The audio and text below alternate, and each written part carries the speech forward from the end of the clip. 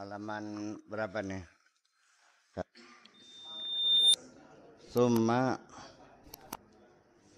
qusiman nasu bi'tibaril haqiqa ila tarfain wa wasitah kama taqaddama. Kemudian pengkategorian manusia dilihat dari sisi hakikat menjadi ada dua sisi dan sebagai penengah, sebagai mediator. Kama taqaddama faqal, seperti yang telah dijelaskan, wa inna nasa fi dzalika la aqsami salasah. Manusia itu bisa dikategorikan menjadi tiga. Imma waqifun alal hissi nadhirun lil asbab. Ada kalanya yang terpaku terhadap fisik dan hanya bisa melihat kausa, sebab pada kausalita. Sebab kita sugi ya makanya wakal, sebab pintar ngajine wakal, mangga sebab gelem karo kita karena tekemat dingin kodang bre. Au ghaibun anil hissi wa an ru'yatil asbab, atau yang kedua tidak melihat, tidak pernah terpaku kepada fisik dan juga tidak melihat adanya kausalita. Au jami'un bainahuma, atau ya kedua-duanya menjadi acuan. Allah yang menentukan, ya dia merasakan juga, tapi juga proses secara kausalitas sebab musabab juga ya menjadi perhatian juga. Ya rezeki mah ya sungguh Allah, tapi jalan ini kan kudu makaya ora kan kono Mas. Nah, kamu kan begitu. Ya iya. Ya iya, gusal ngasakan apa kun fayakun bisa bega pinter, tapi ya anggala wite bak sering belajar mah. Ya kan seperti itu kan. Dan itu yang paling terbanyak seperti itu. Suma asyara ilal awal faqal, kemudian beliau mengisyaratkan untuk yang kelompok pertama yang hanya melihat fisiknya saja dan selalu terikat atau terpaku dengan sebab, disebut ghafilun munhamikun, kelompok orang yang lalai. Ya ghafil itu ya dudu lalai barang si goblok barang ama. Munhamikun fi ghaflat, kejeblos ning jiblog, jadi goblok jiblog. Munhamikun tuh yang rakus ini mak dalam lalai yang sangat dalam sekali kelalaiannya, artinya goblok jiblog. Ai mustarsilun fi ghaflatihi, artinya terus menerus selalu dalam keadaan lalai. Mustaghriqun fi naumihi, tenggelam dalam tidurnya. La yubali bima waqa'a minhu, tidak pernah peduli apa yang terjadi. Wala yantabihu min naumihi, dan dia tidak pernah tergugah dari tidurnya. Ya lali terus. Ini orang yang tidak sadar.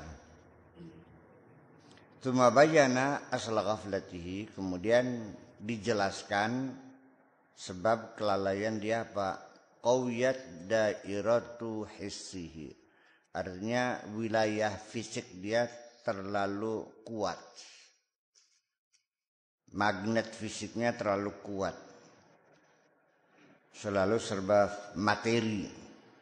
Ai qawiya takrifu hissihi ad-dairi bihi, jadi artinya sangat kuat sekali, ketebalan fisiknya itu yang ada di sekitarnya itu sangat kuat sekali.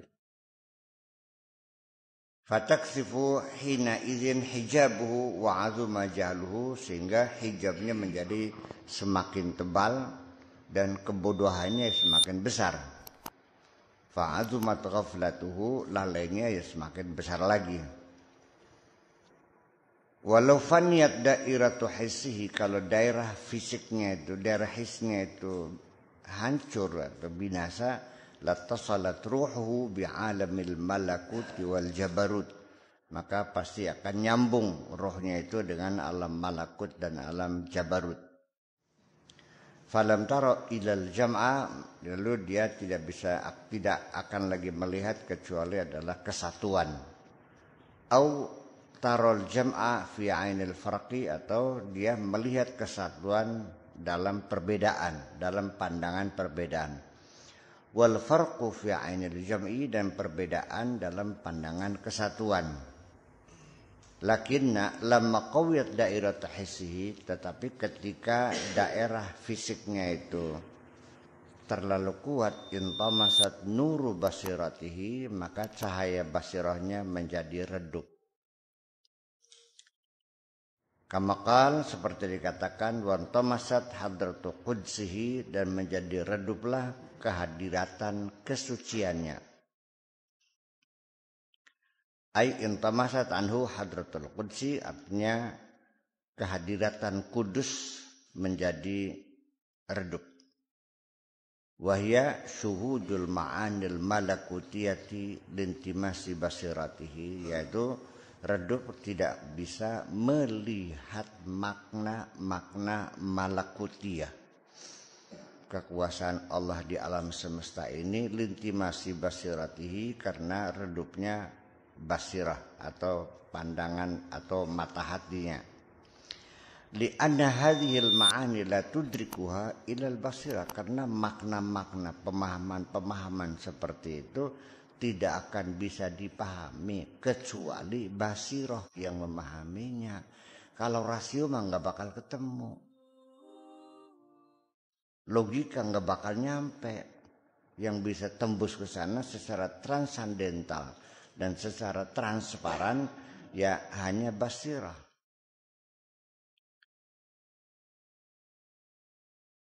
Falamma intamasatil basirah, ketika basirahnya menjadi redup, biquwwati kasafatil hissi, karena terlalu kuatnya ketebalan fisik ini, intamasat ruhu hadratul qudsi anhu, maka menjadi reduplah cahaya kehadiran kudus. Artinya bahwa basirannya kalau redup masih mending, mati pet barangnya. Bakawis basira masih pet, jauh beli burung bener. Apa saja diembat. Beli bisa ndeleng rabine tangga. Beli bisa ndeleng rabine batur, langkah urusan. Ya bujang semua blesa kayak diembat juga. Dikena duit lenger. Mbudu rakyat, mbudu sepoknya duit ya duit tuh. Leg-lebek kabeh. Diberangus semuanya. Ya kalau orang sudah tidak punya basiran, lalu apa yang mau dipakai? Dan dengan sendirinya logika juga menjadi tumpul. Logika itu fungsinya hanya menganalisa kok dan menyimpulkan. Tidak lebih hanya itu. Yang mengaplikasikan bukan logika. Jadi logika mah hanya seperti seorang pengacara lah. Sebatas hanya memberikan advokasi. Menganalisa, mengumpulkan data, menyimpulkan. Aplikasinya ya sudah di luar kemampuan logika mengaplikasikan. Itu. Semata karamatarat taba'adan timasi hadratil qudsi, kemudian disebutkan akibat-akibat konsekuensi daripada redupnya kehadiran kudus itu, wahya syuhudul khalqi, yaitu karena melihat makhluk, melihat manusia, melihat kekuasaan, melihat perempuan, melihat uang dan sebagainya, dunal haqqi, dengan tidak mampu melihat Allah, melihatnya yang fisik saja. Ketika kita sedang dalam keadaan susah, kepada siapa kita minta tolong? Ya dalam pikirannya mencari teman yang kaya, mencari teman yang punya kekuasaan. Tidak akan pernah mencari yang maha kuasa, tidak akan mencari yang cari maha kuasa, nggak terpikir ke sana. Mungkin bisa kan nolong kita nek, ya empuh. Itu. Fanadrul ihsan anil makhlukin. Fanadhara al-ihsana minal makhlukin. Jadi setiap ketika ada solusi penyelesaian, menyelesaikan persoalannya, ya ujung-ujungnya ya karena dibantu oleh orang. Ya kita sebenarnya ke pokok ditolong mandaklan lawan bejampu kita ke. Kan seperti itu bahasa sehari-harinya. Iya. Ya sama tegang santri ini apa ada. Kita kalau beli ngaji yang buaya mampu durung tentu kita bisa semennya. Ya kunyuk mana beli. Ya pemenih sini bener kita sampai durung tentu jangan sih ramah. Jadi kita salah sih bener kok pasti. Bisa beli kita ngedan maning satu ketika. Bisa bu enggak? Mabok tadi anggota DPR kita nih, tuh tinggal pondok kayak. Parakat anggota DPR tangkap KPK, parakat begini.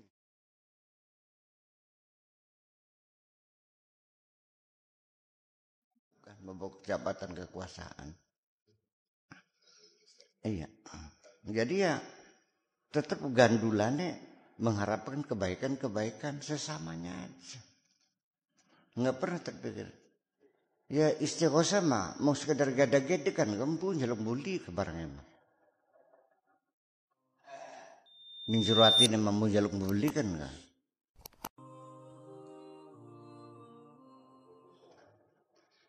Walam yashhadu min rabbil alamin, dia tidak pernah merasakan bahwa pertolongan-pertolongan yang dia terima selama ini tidak pernah dia melihatnya dari Allah.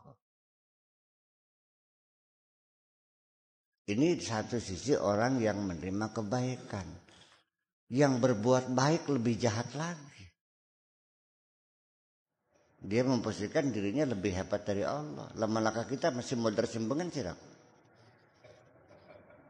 Dan akhirnya kebaikan-kebaikan apapun yang diberikan kepada orang lain itu tidak murni dari hati nuraninya, enggak. Menghutangi.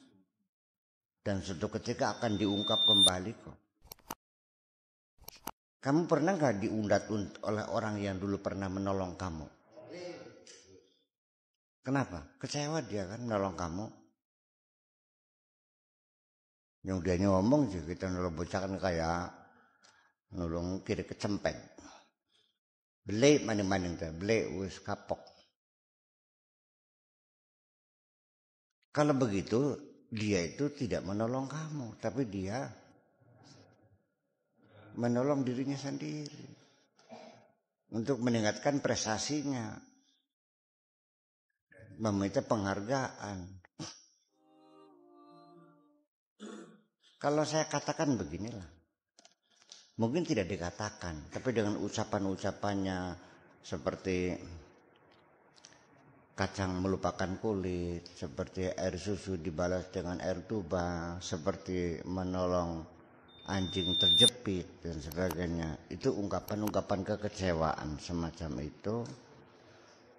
Artinya kalau saya katakan begini, ini pertolongan saya, ini kebaikan saya, nggak ada urusan dengan Tuhan. Dan kamu berterima kasih kepada saya. Bukan kepada Tuhan. Tuhan di mana kebaikannya uang. Yang udah ngantol parije, parine kita. Perasaan yang ketebuk sing dhuwur koran, sing Gusti Allah yang beli orang ngantol parine kita kan. Iki sing ngintal sing dasin ya Kak. Man kamat Kak. Kelas beli ngantol. Ini kan darah keringat saya. Nah, seperti itulah. Jadi artinya begini. Di mana nilai kebaikanmu ketika engkau meminta orang berterima kasih kepada dirimu? Saya baru yakin bahwa Anda baik ketika berbuat baik kepada orang sekaligus mengajak orang untuk berterima kasih kepada Allah.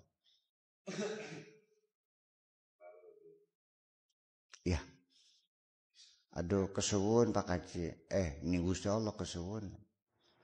Jadi semua apapun yang kita lakukan hendaknya satu, untuk memberikan pembelajaran kepada orang akan hebatnya Allah, bukan untuk menunjukkan hebatnya aku. Begitu Anda berbuat baik untuk menunjukkan kehebatanmu, inilah yang disebut dengan high treason, pengkhianatan besar terhadap ketuhanan. Kalau orang berkhianat itu dapat pahala, dapat siksa.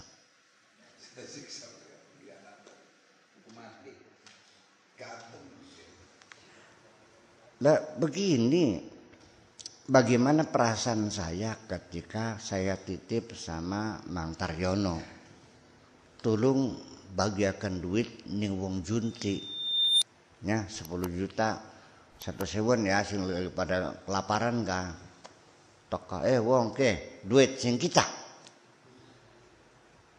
eling-eling kita wong juntine, nya sewa, aduh kesuwun. Beri diambungi tangannya, waduh dengan manggut-manggut bleh, merasa dirinya dermawan. Padahal itu titipan saya kok. Dan Anda tidak pernah mengatakan, ini uang dari Pak Kiai Sakur. Diklaim sendiri.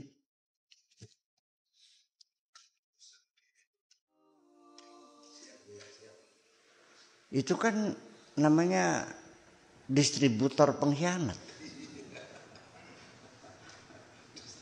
Saya tidak yakin Allah akan membalas kebaikan mereka kok.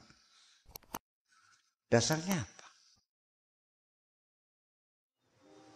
Baru kebaikan kalau engkau berbuat menolong orang siapapun dalam rangka memperkenalkan orang kepada Allah, bahwa Allah itu hebat loh. Iya, ki duit. Insyaallah Buya Sakur tuh orangnya dermawan, ki duit ki. Kalau dadak njukut simbang nguru dewek. Ki titip asing Buya. Dongakna ya supaya pondoknya dadi, supaya sehat. Kan amanah. Duduk uang dari saya.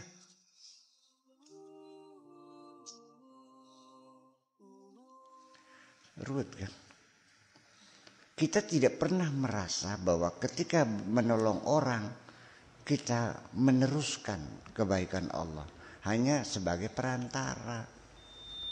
Kita ini hanya sebagai tukang pos, hanya kurir, hanya teller, hanya memberikan uangnya orang kepada orang lain.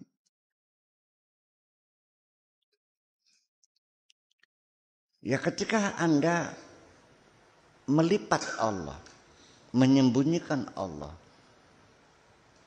Anda bukan berdakwah kepada orang untuk mengabdi kepada Allah, tapi Anda ingin orang mengabdi kepada Anda. Anda sekarang sudah menjadi, engkau wahai hambaku, sejak sekarang engkau adalah pesaingku. Anda terbeli? Saya iya.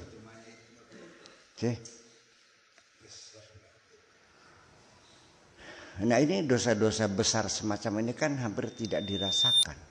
Karena apa? Kebaikan. Itu loh bentuk traveling. Ya seperti itulah kira-kira. Dan ini bahwa sesungguhnya kita ini selama ini mengabdi. Selama ini kita beribadah. Dengan klaim-klaim yang begitu mudah untuk Allah, untuk Tuhan. Tuhan yang mana? Ternyata Tuhan yang kau sembah ada di dalam dirimu sendiri kok. Nafsumu itu.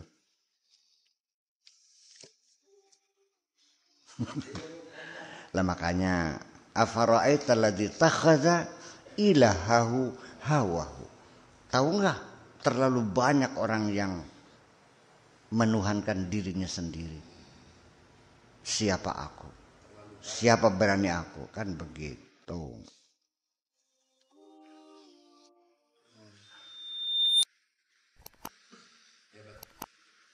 Jangan-jangan ketika orang berbuat jahat lalu dia bertobat meminta ampun ngerasa bersalah, mungkin lebih baik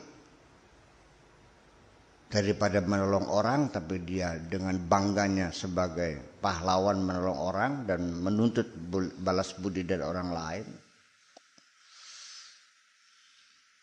Iya kan? Karena orang berdosa menyesali minta ampun statusnya masih hamba yang bersalah. Tapi kalau berbuat baik lalu dengan kebanggaannya dan kesombongannya memperbudak orang lain, ya suruh mengabdi kepada dirinya, ya itu bukan hamba yang bersalah, seorang pengkhianat. Itu namanya high treason. Pengkhianatan besar. Iya, sing bayar pemerintah Indonesia tapi membocorkan rahasianya kepada orang lain yang merugikan negara kita. Mangan sing Indonesia ya kan, tapi bekerja untuk pihak lain, untuk negara lain. Pengkhianat kan? Ada nggak ya begitu? Ya ada.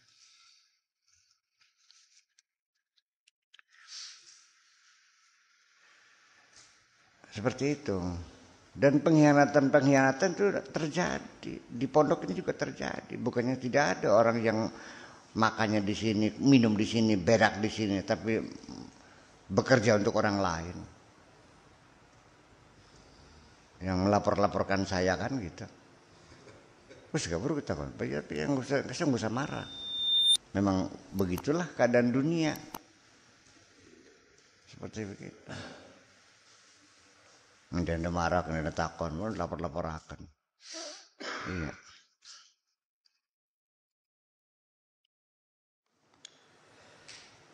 Sampai-sampai mengatakan pondoknya duduk pondok kaji sakur jekin. Kon jangan santri kita ngomong. Nun. Ai, baru beli sakur. Kadang kaji sakur mau cukup sing kandang ayam masalah itu. Kan gitu. Iya kan terjadi. Ya, ketika seperti itu ya akhirnya ya wis bakal kini di pondok ya wis maka kita lunga, tertinggal lunga aja. Saya tidak berebut, silakan cek masyarakat kabeh. Tertinggal lunga. Memang saya merasa sedih meninggalkan pondok ini, ke pondok siapa? Saya di sini tidak berkuasa. Saya bukan penguasa. Saya hanya diberi hak manajemen kok. Paham bikin ki? Ngerti bikin ki? Paham lihat? Iya, segimana? Yang saya bikin ini juga bukan uang saya semua kok. Banyak yang bantu kok. Masa ngomong pondok-pondoknya reang ngaco mesti nama. Iya. Seperti itu. Ya ini kan ghaflah, munhamikun fi ghaflatihi, tenggelam dalam kelalaiannya. Gobloknya nutup jari kita mah kono bleh. Ya itu masalahnya. Ya, itu. Jadi gimana? Ya itulah. Dan ketika kita menyadarkan orang juga sulit. Tangi sedelat bengisinen bae. Esuk sana sekalian mana, turu mana. Kleker mana ya. Ya biasa. Ya tidur panjang yang tidak pernah siuman. Makanya segini ya. Kapan orang itu sadar? Ketika dia bisa menjawab 3 pertanyaan saja. Kamu dari mana, sedang apa, dan mau kemana? Jawab yang benar. Namanya orang sadar. Itu. Kita sendiri kan tidak sadar. Banyak orang sealam dunia tidak sadar bahwa hidup ini sementara. Nggak sadar kok. Kalau orang tidak tahu hidup ini sementara, tidak akan neko-neko kok. Dan sulit orang yang menyadari hidup sementara untuk berbuat jahat. Logika kita berbicara kan begitu. Yang sementara sih. Kayak kita ngontrak nyewa orang 1 tahun, kan sudah ngitung, tanggal sekian selesai kan. Hanya kan sayangnya kontrak kamu kan tidak tercantum batas waktunya. Bisa 1 jam, bisa 2 jam, bisa setahun, bisa 50 tahun, bisa 100 tahun. Tapi kan Anda sudah berikan kontrak. Kan dengan beli. Ya aku ini barang mesti turu sebenarnya.